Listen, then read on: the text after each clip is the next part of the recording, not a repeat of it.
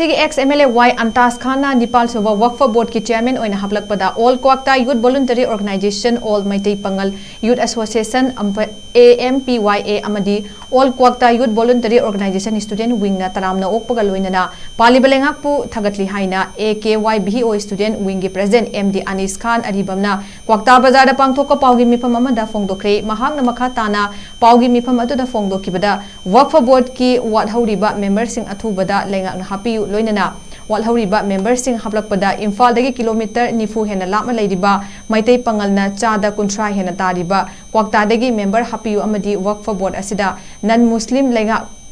na happy ganu haiki paugi mifam aduda AMPYA AKYBO student wingi thomi sing kyasu saruk yaki Antas Khan ex MLA Lilong Sibo Nepal Soba Waqf Board ki chairman haplak pada akibo amadi ampya ki maikai dagi harauba amadi paliba government asibo tawbimal khangba uchari loinana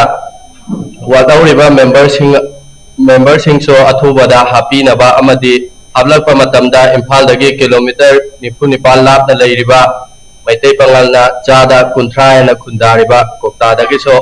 happy naba haina paliba government ki pukning Singsinjari loinana board asida